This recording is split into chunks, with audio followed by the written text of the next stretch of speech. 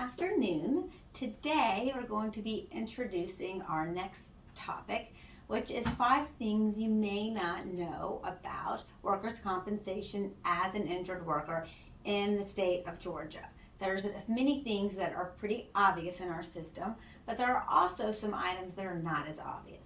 Number one, a great question is, what if you get fired after your job injury? Do you still have rights? You absolutely do. It gets a little bit more complicated as far as your right to recover indemnity or weekly checks and benefits. If we can prove you were fired because of the work injury, then you're automatically entitled to start commencing or receiving your weekly checks.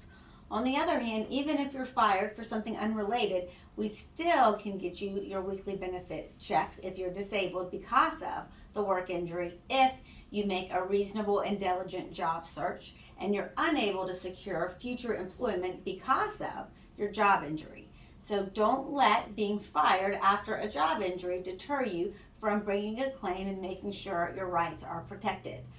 Another common question that we get is, what if it was your fault? What if you were injured on the accident and you were negligent?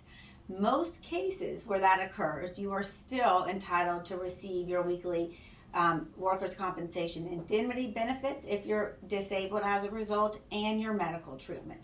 There is an exception for something called horseplay, but if it's something outside of that, where you were just doing your job and made a mistake and became injured, you are still covered. So you would want to call an attorney and make sure all your rights are protected.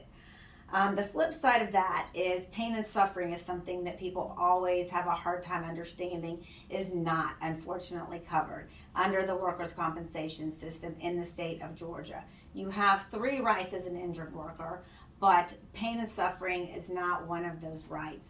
And we cannot go in front of a jury and get you money for all the pain and suffering that you did endure from your work injury. There are other ways that we still kind of can loosely put that back in the case, and that's something we could talk about, but you definitely want to be aware that the typical pain and suffering of a car accident case in a jury trial is not the same in a workers' compensation arena in the state of Georgia.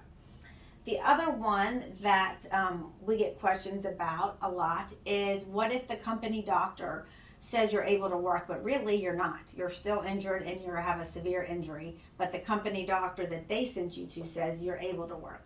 In that case, you still have a right always to get a second opinion. If they have a list of doctors, you are bound by that list. And if they don't, then it's a great right and a great chance to go see a doctor that is objective and can maybe look at your injury and let you know really what is going on. So in all of those cases, you would want to call an attorney and make sure we're able to protect all of your rights, because the workers' compensation system can get a bit tricky at times, and some things are obvious and some things are not obvious. The last one that we get questions about a lot of times is a settlement, getting a lump sum or a jury verdict type of a settlement. That, unfortunately, is also not applicable in the state of Georgia. All of the settlements that are entered into are voluntary. We do not get judges to order them here. But there's many things that makes an insurance company incentivized to want to maximize and offer you a settlement. So you want to stay proactive on these cases. And the best thing you can do is early on call an attorney, find out your rights so you can make sure you're fully protected.